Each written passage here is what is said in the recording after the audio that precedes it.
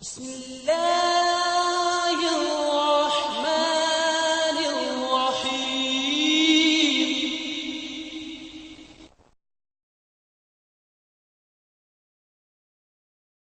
السلام علیکم ورحمۃ اللہ وبرکاتہ۔ محترم ناظرین، آئیے ایک چھوٹی سی ویڈیو دیکھتے ہیں جس میں دیوبندی اپنے چینل وصال اردو پر یہ پراپوگنڈا کر رہے ہیں کہ ایران میں دیوبندیوں کو مناسب حقوق نہیں دیے جاتے۔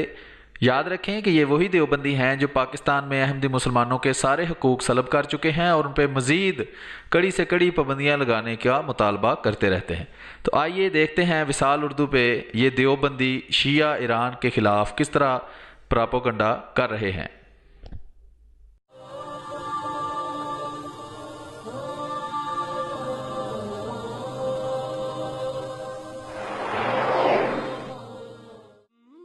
انقلابی ایران جس میں شاہ کے خلاف اہل سنت بھی پیش رہے، مگر انقلاب کے بعد اہل سنت کو صلہ یہ ملا کہ نئی آئین سازی میں مکھن سے بال کی طرح اہل سنت کو نکال باہر کیا اور ایک ایسا آئین تشکیل دیا گیا جو صرف شیعہ مفادات کا محافظ بنا۔ جبر و خوف کے سائے میں ایک آغائی حکومت قائم کر دی گئی۔ نئے دستور میں واشگاف الفاظ میں لکھا گیا ہے کہ شیعہ اثنا عشری مذہب ایران کا ریاستی اور رسمی مذہب ہوگا۔ سربراہ مملکت کا شیعہ ہونا لازم ہے۔ ولایتی فقیہ نظام لاگو ہوگا۔ یہ نظام شیعہ فقہ میں خباستوں برا بدعت تھا جو کہ ایرانی قوم نے خود قبول کیا تھا اور آج اسی کا خمیازہ بھگت رہے ہیں۔ آئین کی امتیازی شقوں اور دفعات میں سے ایک شق یہ بھی ہے کہ ہر 2 لاکھ شیعہ آبادی میں سے ایک امیدوار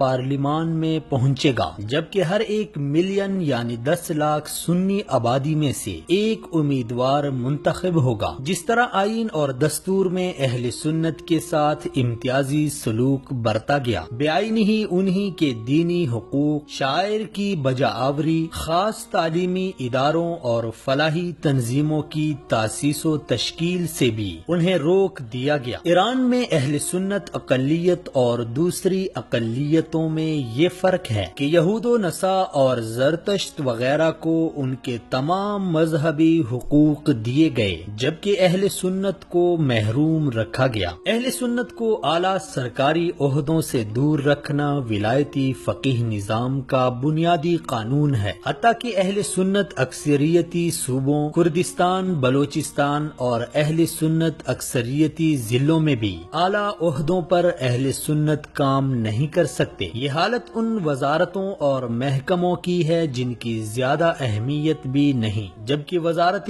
خارجہ، وزارت داخلہ، خفیہ ادارے، فوج، دفاع، تعلیم، تجارت، ان میں تو چراغ لے کر ڈھونڈنے سے بھی کوئی سنی افیسر نہیں ملے گا۔ افیسر تو رہے ایک طرف، عام اور ادنا سا ملازم بھی ملنا مشکل ہے۔ اہل سنت پر ملازمتوں کے دروازے مکمل بند ہیں۔ انقلابی ایران کے بعد سے اب تک ایک بھی سنی شخص کو وزیر یا سفیر کے عہدے پر فائز نہیں کیا گیا۔ گہری نظر سے دیکھیں تو معلوم ہوگا کہ ایرانی پارلیمنٹ کی رکنیت سے اہل سنت کو کلی طور پر محروم رکھا گیا ہے، سوائے چند ایسے افراد کے جو حکومتی ایجنڈے کو آگے بڑھانے کے لیے حکومت کی ضرورت ہوتے ہیں۔ ایرانی پارلیمنٹ میں 300 نشستیں ہوتی ہیں۔ آبادی کے تناسب سے اہل سنت کے حصے میں 73 نشستیں آنی چاہیے، لیکن ان نشستوں سے اہل سنت کو محروم رکھا گیا۔ صرف چند نشستیں اہل سنت کو دی گئیں، ان کی آواز بھی نقار خانے میں طوطے کی چوں چوں کی مصداق بن کر رہ گئی ہے۔ اگر کوئی سنی رکن پارلیمنٹ سنیوں کے حقوق کی بات کرے تو اگلے انتخابات میں اسے NOC نہیں ملتا اور مختلف طریقوں سے اس کی تذلیل و اہانت کی جاتی ہے، اسے جیل بھیج دیا جاتا ہے، جس طرح شیخ نذر محمد بلوچی کے ساتھ کیا گیا۔ اسے زندانوں میں ڈال کر اذیتیں دی گئیں، یا پھر دوسری بار انتخابات میں NOC سے محروم کیا جاتا ہے، جس طرح ڈاکٹر جلالی زادہ کردی کے ساتھ کیا گیا، یا پھر مسعود ہاشم زئی کی طرح اسے شہید کیا جاتا ہے۔